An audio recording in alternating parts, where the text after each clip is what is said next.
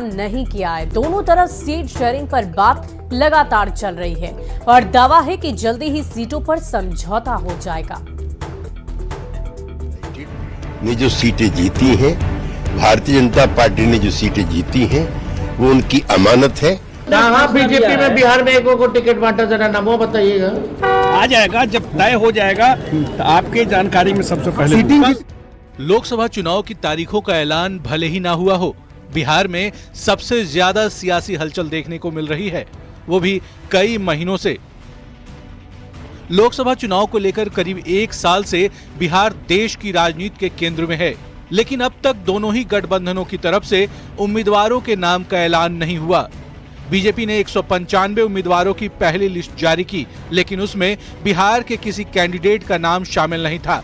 माना जा रहा है कि गठबंधन के सहयोगियों के बीच सीट के बंटवारे पर पूरी तरह से बात फाइनल न होने की वजह से नाम के ऐलान में देरी हो रही है।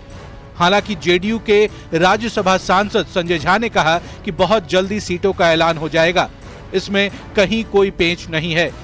जेडीयू कितने सीटों पे लड़ेगी?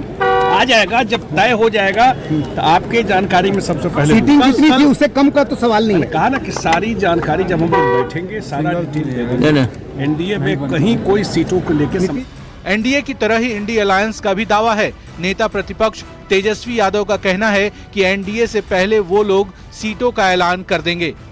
हम तो बोले भाई बातचीत चल रही है, एनडीए से पहले हम लोगों का हो जाएगा। और जुड़ेगा।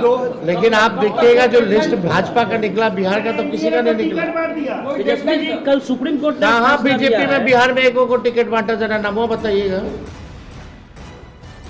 सूत्र बता रहे हैं कि 7 और 8 मार्च को दिल्ली में एनडीए में सीटों के बंटवारे को लेकर मंथन हो सकता है और 8 मार्च को दिल्ली में बीजेपी की केंद्रीय चुनाव समिति की बैठक में बिहार के उम्मीदवारों के नाम पर भी चर्चा होगी। वैसे बता दें कि बिहार में लोकसभा की 40 सीटें हैं। बीजेपी और जनता दल यूनाइटेड ने 17 सीटों पर उम्मीदवार उतारे, जबकि एलजेपी के खाते में 6 सीटें आईं। 2019 चुनाव में एनडीए ने 40 में से 39 सीटें जीत ली। बीजेपी के खाते में 17, जेडीयू के खाते में 16 और एलजेपी के खाते में 6 सीटें आईं।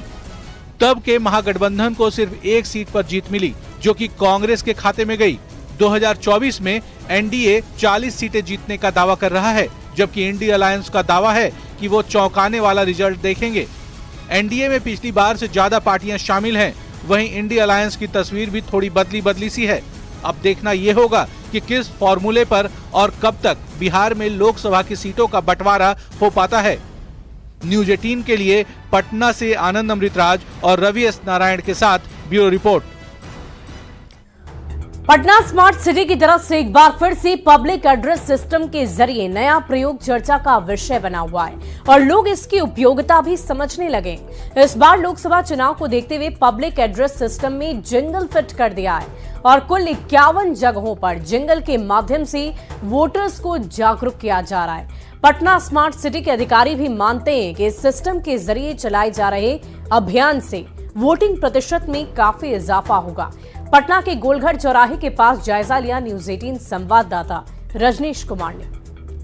लोकसभा चुनाव को लेकर पटना जिला प्रशासन की तरफ से लगातार वोटर अवेयरनेस कार्यक्रम चलाए जा रहे हैं। ऐसे में स्मार्ट सिटी की पहल पर पटना में 51 जगहों पर जिंगल लगाए गए हैं, यानी जिंगल के जरिए लगातार वोटर्स को जागरूक किया जा रहा है। बता दें आपको कि पटना के गोलघर चौराहे के पास मौजूद है और यहाँ पर भी देख सकते हैं लाउड स्पीकर के शेप में आपको जिंगल दिखाई दे रहा है, यानी जैसे ही अगर आप राह से गुजरते हैं तो आपको आवाज़ सुनाई देगी कि वोट का क्या महत्व है।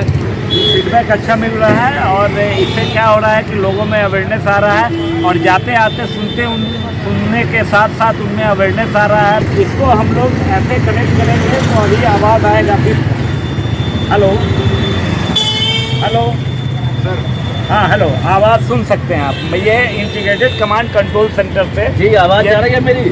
जी सर, आपकी आवाज़ आ रही है।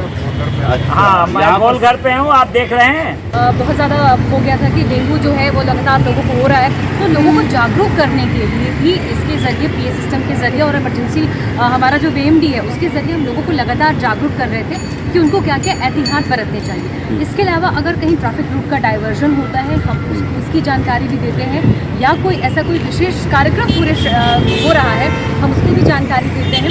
इस पीए सिस्टम के जरिए हमने लगातार लोगों को जागरूक किया है। जो वोटर आईडी कार्ड नहीं बनवाए हैं उन्हें वोटर आईडी कार्ड बनवाने के लिए भी अपील की जा रही है। तो कहीं ना कहीं जिला प्रशासन और स्मार्ट सिटी की पहल पर 51 जगहों पर यह आवाज़ सुनाई दे रही है और उम्मीद यही है कि वोटिंग परसेंटेज पिछले चुनाव की तुलना में इस बार जरूर बढ़ेगा। रजनीश कुमार, न्यूज़ 18।